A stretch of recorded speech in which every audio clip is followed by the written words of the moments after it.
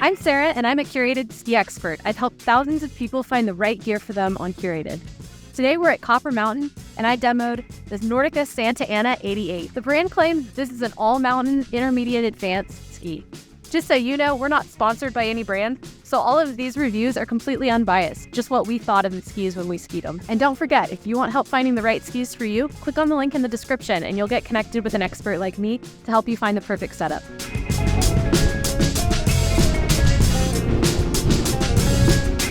This has a pretty typical all-mountain shape. It's got some rocker in the tip and then just a little bit of rocker in the tail with some camber underfoot. So it's going to be great on groomers, but it's also got some versatility to take it off trail. These are a little bit stiffer than the Santa Ana 93. They use a little bit more metal in it, and I really liked that about these.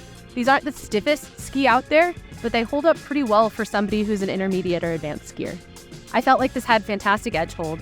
I wasn't expecting a whole lot from it because I felt like it was more of an intermediate ski, but as an expert skier, the edge hold was really nice on these. Because this is 88 underfoot, it's not going to be meant for those days where you've got really chunky, soft snow. It's going to get a little caught up in that, but considering it's kind of more narrow a ski, the dampness was actually pretty solid.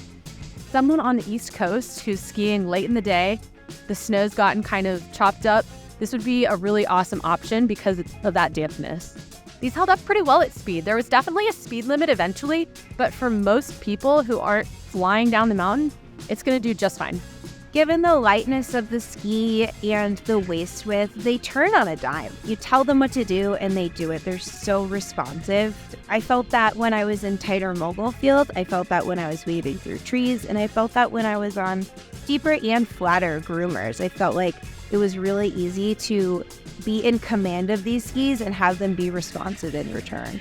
Given their more narrow waist width, they're not your top powder ski. I think they could do okay in a lighter type of powder, like a champagne kind of powder.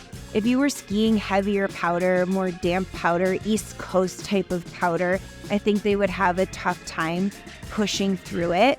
But in a couple of fresh inches like we had today, they were a blast. There's no need to hop into the park on these skis. You can do it. You could do it on any ski if you really want to get into the park.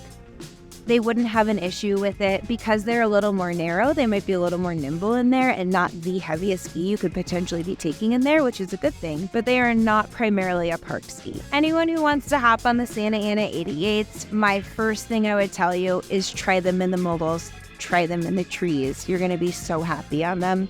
Places where I might try to avoid are probably park. The Santa Ana 88s are so versatile. They're going to be great for advancing intermediates all the way up to an expert skier, I would say.